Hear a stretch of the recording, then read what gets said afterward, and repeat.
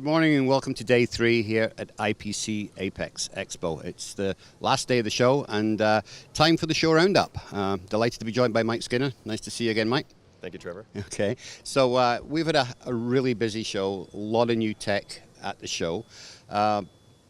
Let's talk through some of it, and let's start with the hardware, because that was, I guess, the smallest part of it. There were some hardware updates, but not a huge number in terms of game changers. Yeah, I agree. I was just speaking the other day with Faisal at Panasonic. Yep. And he was mentioning that while Panasonic, is such a massive company, they come out with new machines every year. Yep. He, like we've talked about in the past before, his view is that software is the exponential increase, the way that they can continually add value to their machines in a big way, rather than just small incremental improvements in the machine hardware. Because he was mentioning that they're coming down to like fundamental limits of accuracy and speed. Correct. They can't be improved upon too much more. And that's true. I mean, but they're having to deal with that because a lot of them are starting to move upstream more into the back-end semiconductor space as well. That's a very interesting point too, because I bumped into Subodh Kulkarni from Cyber Optics yesterday. Yep. And he was saying his market for their very expensive AOI machine is moving back toward the semiconductor space. Yeah. And he was explaining that he thinks in 5 years or so, some of these larger semiconductor companies like TSMC are going to start taking over assembly, because they have the resource to do it, and it's not like the SMT assembly market is going to suddenly start producing semiconductor wafers on their own. Right. It's much easier to move the other way. Right. No, I think there's definitely going to be more of a convergence there. In actual fact, that's why we called global SMT in packaging. We put planning packaging, ahead. We're planning ahead for it. On the hardware side, I think the biggest one I saw this week was the thing from LaserStem, the Korean company, where they're bringing in true laser soldering, but in a way that it doesn't burn the board. They're using a special prism to be able to dissipate the heat from the system, but be able to produce very fast and very accurate solder joints with virtually no oxidization and not having to use any special chemistry. It was nitrogen. really amazing. Dr. Dennis Barbini, he was working on the machine, and he was explaining to me that they can generate a diffused laser spot, I guess, from a few hundred microns up to 80 by 80 millimeters. Right. And he can raise the temperature of a particular pad 250 degrees Celsius in around 6 seconds. Yeah. And he was, I asked him that did they have any plans to sort of integrate that into like a 3D printing process? Because if you could print print a flexible circuit and then also solder it with laser, it'd be so efficient. And he said they had, and he had a small little gadget there that was 3D printed plastic. He said there's no way you could reflow this because it would just melt. Right. But the leads were soldered with the laser machine. That's incredible. Which was very cool. Yeah, that's really cool. Yeah.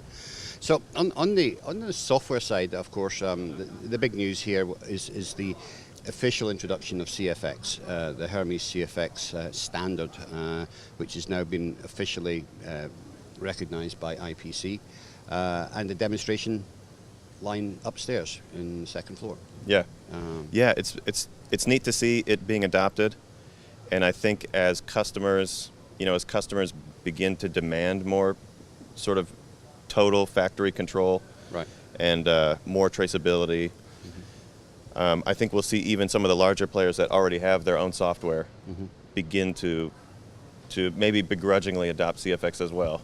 Well, I think they have to. I mean, I think what CFX does is it creates a platform, and it's a platform that everybody else can build on. So Panasim can build on top of it, or Nexim can build on top of it, or any of the other systems on the show floor. So it creates, in many ways, it creates a platform. But there's also a big trend for these companies to start acquiring or integrating MES systems, because they're going beyond the full line control and actually looking more holistically at control of the entire factory space. I don't know if you've noticed that.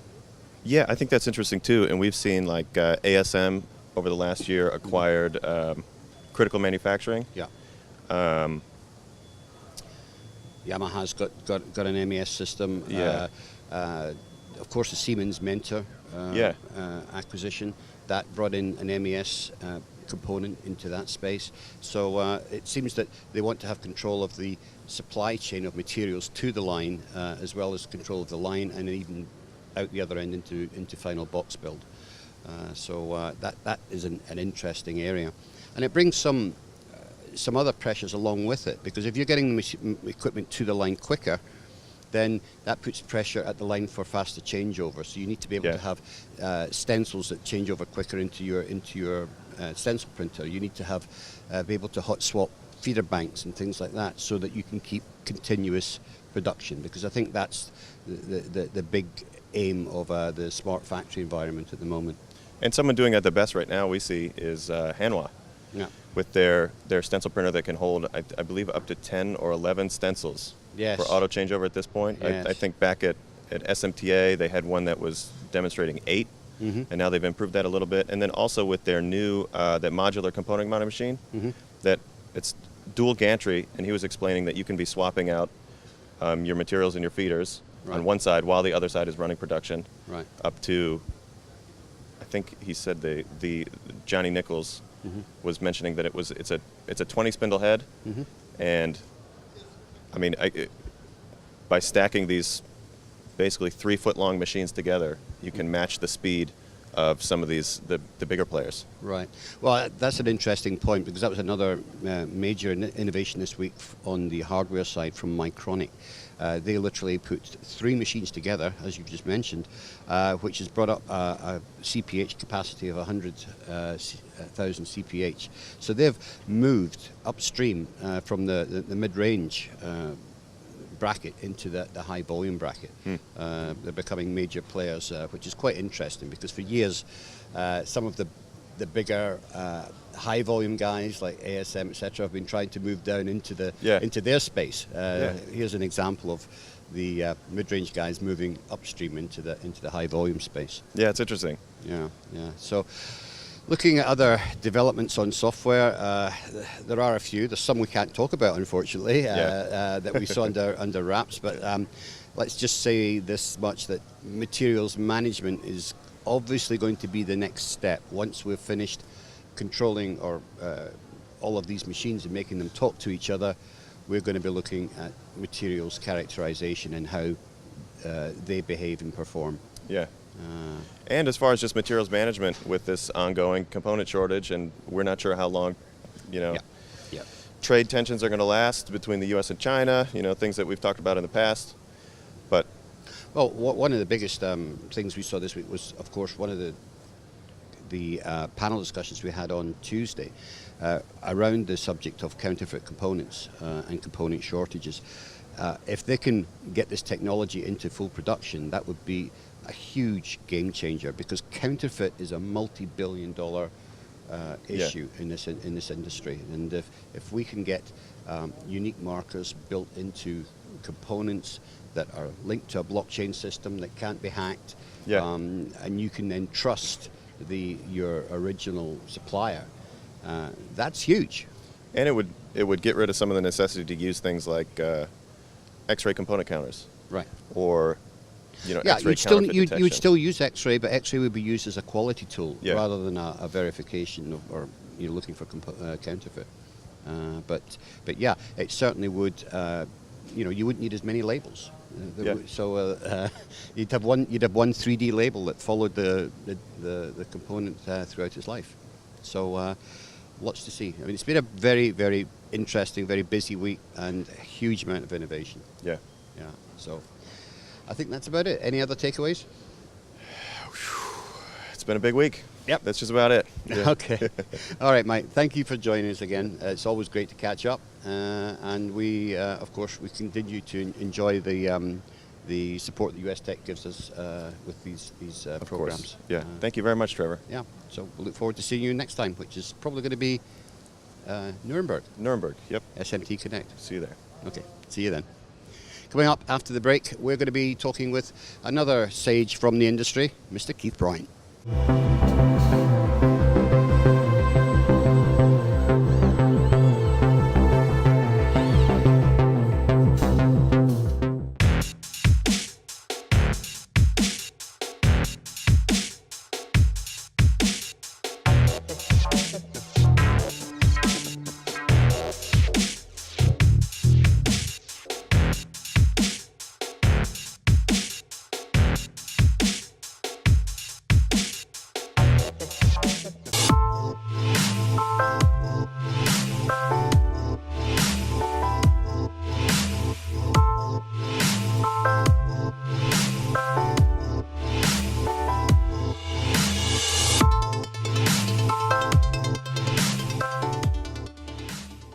And welcome back. I'm delighted to be joined by Keith Bryant, our roving reporter and, of course, host of the Keith Bryant Show at Apex here. Nice to see you, Keith. It's very nice to be here as always, Trevor. Okay, so I went through with Mike Skinner in the previous segment a lot of the new products that we saw on the show floor. What have been your big takeaways from the show this week? The braveness of IPC to run 2 production lines, one with CFX and one with CFX and Hermes, and to actually get all the machines talking to each other and everything being able to give anybody that came along a really good demonstration of how the technologies behave. Well, that's kind of interesting that they split it up like that. Why would they run a CFX Hermes and then a CFX line? I did ask a couple of people and nobody could really explain it. I think it was because some people... Hermes is basically sits a little bit further down the tree. Right. And I think some people are looking at taking one and then maybe migrating to the other one. So one guy that I spoke to said, well, this gives us the ability to show that you can move from one up to CFX. Right. And, the great thing that I heard, on my show, I talked to David Bergman. And he said, okay, we've got it running. We've got I forget how many, but most of the major manufacturers are on board. Yeah. He said, now we're going to get it to work for legacy equipment. That's and interesting. That's been the question that everybody's been hammering at them for the whole year. Well, that's going to be difficult without using some form of middleware to attach to these legacy machines.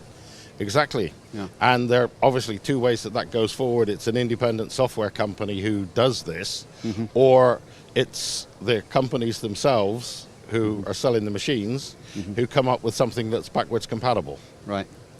Wow. Okay. So that's CFX. What else have we seen on the show? Well, again, on the topic of IPC, I chatted to Dave Hillman about the conformal coding study that they've been involved in, and it's been 5 years in the making, and it's basically now ready to be let out. Right. And that's they have five different chemistries. They have a lot of different materials, and basically what they've done is to design a whole load of experiments that give them what I would describe as a baseline for the material. In other words, this is your minimum acceptable coating thickness for this material. Right. And they've done everything from parylene through to epoxies. That's interesting, because a lot of these coating systems and coating inspection systems, some of them only just inspect for area coverage. They don't actually inspect for thickness, and thickness is critical, especially for LED applications and things like that. Yeah, I mean, people have said, the big issue with thickness that we see in the industry is tin whiskers. Yeah. Because the tin whiskers will always grow on the corners and other areas where it's the thinnest part. Yeah. But these guys have looked at everything from really sophisticated coating systems where they use electrostatic to get it even, through to brush and dip coating. So they've covered the whole spectrum of the industry, which is it's a really great piece of work. Great. And one of the things that, going on the topic of IPC and standards, is I'm really it's quite refreshing to see their standards, a few standards coming in very quickly and very timely. Yeah. CFX was developed over a very short space of time. Your coding standard you just mentioned, and of course the traceability standard they're working on. Everything seems to be moving a lot faster, which is absolutely what's needed. Yeah, I mean, it was always, when I was in production, it was always the argument that new components appeared, new processes appeared, and your IPC 610 didn't actually cover what you needed to do with them because it was always running, 2 years behind. Right. And, CFX, yeah, it's all happening really quickly.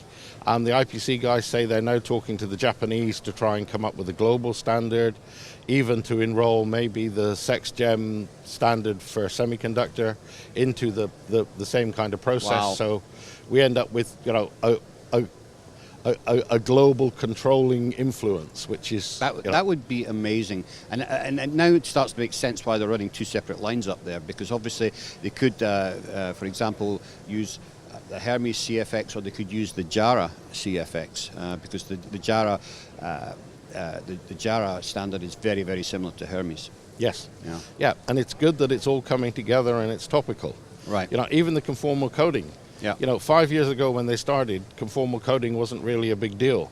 People hadn't seen all the issues that they're seeing now with lead-free and tin whiskers and reliability issues and tin migration and also the problems with cleanliness. You know, we've got a huge quantity of lower standoff height components now. Yeah. And, you know, again, I was talking to Sherry from Kaizen, you know, and they've brought out a new material.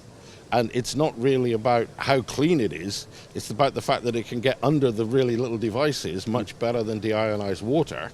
And Really? they can clean it out afterwards and dry it off. That's Because interesting. that's obviously it's the key thing. You need to clean under these guys because that's where your biggest problems are going to be.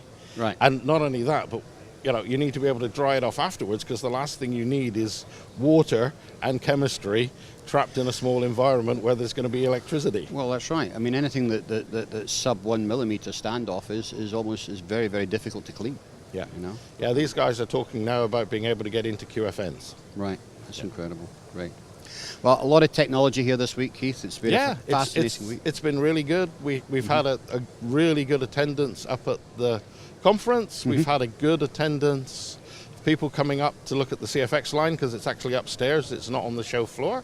Right. And if I could have one criticism, that would have been it. People actually have to go and find it and go up the escalator and go into another area. And it would have been really, really nice to have had it plump in the middle of the stand here. Right. Yeah, there's quite a few people weren't aware of all those things that were going on upstairs. Yeah. So even though it did seem to be signposted, but it just wasn't an awareness. And it's a shame because, you know, you and I have seen a lot of production lines at shows over the years, and very rarely do they work, and even less rarely do they work well. Right. And these guys have come up with two that are working really well, and people are coming to the show and not knowing about them. That's maybe the only downer of the whole show that's been here for the 3 days. Yeah, what a shame. But anyway, Keith, I want to thank you for joining us, and thank you for hosting your Keith Bryant show this week. It's been a pleasure having you on. And I think that brings us to the end of basically this week's programming from Apex. Well, thank you very much, Trevor. And yeah, it's like always a pleasure, and I'm hoping I get invited next year. Yes, of course. Okay. And I want to thank everybody for joining us this week. It's been a fantastic week, and we look forward to seeing you at the next show.